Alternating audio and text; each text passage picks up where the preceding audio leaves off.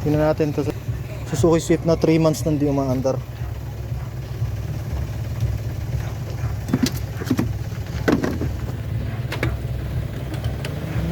Okay.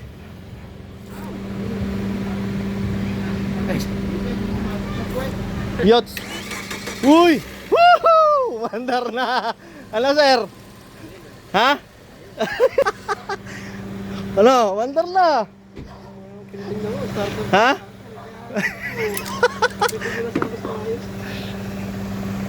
Umandar na. Ano, sir? Tingin mo? Convincing? Sulit yung paghihintay. Ang tagal na nito ni sir nagme-message eh.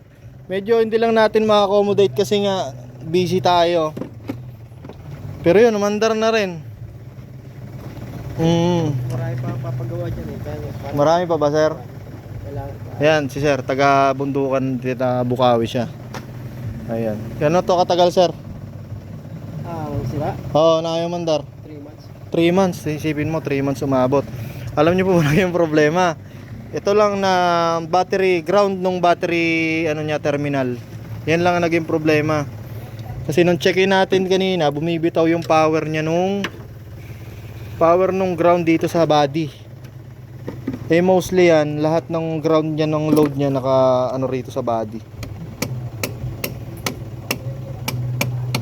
Yan, iayos lang natin yung body ground niya. Ayun. Pero to kasi marami na rin na humipo. Kung sakaling hindi namin napaandar, malamang pang-apat kami rito na mabobokya. Tingin mo, sir?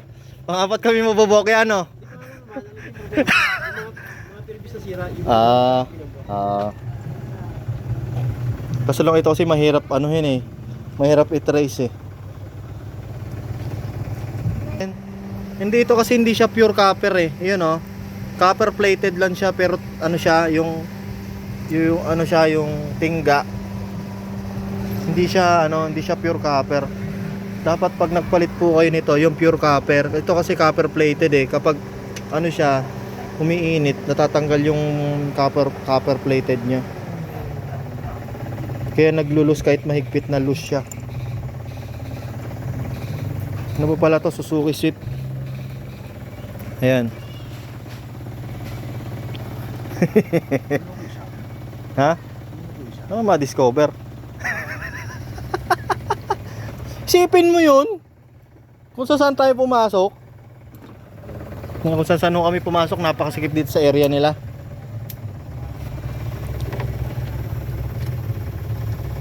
Yan po, battery terminal lang naging problema pero umabot ng 3 months na hindi siya umaandar. Kaya magpapalit po kayo ng battery terminal, make sure na yung talagang pure copper siya, hindi yung copper plated lang. Kasi tingga talaga yung laman niya. Check natin ulit pag naayos na. Yun no. Ano sir? May gagamitin ka na sir. Baka naman makakapasyal ka na sa shop niyan. Ha? Yun, maaari na. Maaari na. Kasi yung hirap ko, hindi ba andar? Hindi ba dala sa... Oo. Sigurado yan sir, makakapasyal ka na sa shop niyan. Di sir, local din yan sir. Copper plated lang yan sir, hindi ano yan, pangit yung ganyang ano. Hindi na rin pwedeng ibalik ko eh. Palitan na rin. Sige, palitan na natin. Pero hindi yan ano, pure copper. Hindi na rin ito pwedeng ibalik eh. Okay na, mandar na. Andar na siya? Kailangan ko ng ipari yan eh. Ha? Oil. Buti nga sir, pumayag ka puntahan namin ngayon eh. Kasi kung hindi, malamang din, ewan ko, kailan na pupuntahan.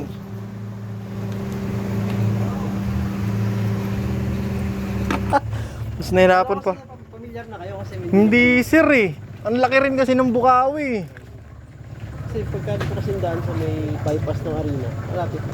Hindi dito kasi kami galing sir sa ano eh, sa Batya eh, sa Pandi kami galing eh. Okay, doon kami dumaan eh.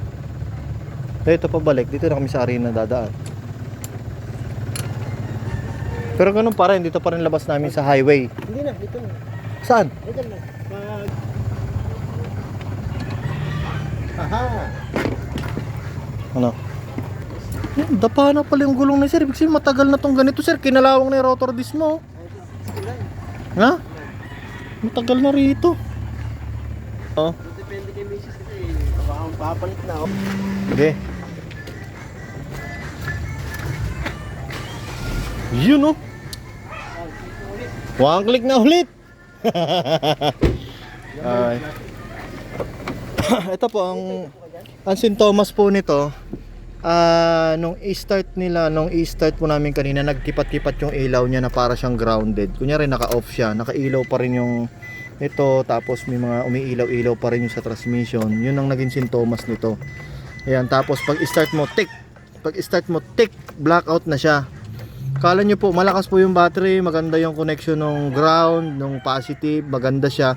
Pero magtataka po kayo, nagkikipat-kipat siya para siyang grounded. Yun po, pero alam nyo po ang problema po nito ay yung ground cable lang, yung ground terminal. Yun lang po. Ayan o, pinalitan lang namin yan. Yan po, ito lang ground pero napaka ano po niya, napakahirap niya i-troubleshoot kasi pang-apat na po kami siya nag-check nito. Yan. Yun lang po ang naging problema, pero ito, one click na siya ulit. Try natin siya i-off, baka ma-experience ito sa mga Suzuki nyo. Suzuki Swift. Yan, off natin siya.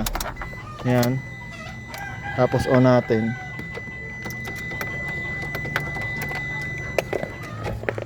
On natin. Tingnan nyo po yung RPM ah. Ayun oh, under na siya agad, one click na siya. Ayan, okay na. Ngayon, thank you very much kay sir. Nakapaghantay po siya sa atin. Ay, thank you pala kay sir. Nakapaghantay po siya sa atin. Sir, karanti sabog ba? Nalaman pag entry na. Ngayon, thank you very much. Nakapaghantay si sir. Pero makatagal sir nag-message. Tagal na no. Hindi mapanood yung video nyo eh. Ano panood mo ba? Ngayon, panood mo na sarili mo. Ayan, thank you kay sir. Okay na. Sana Kasi sa January 8. January 8 pa pala si sir nag-message.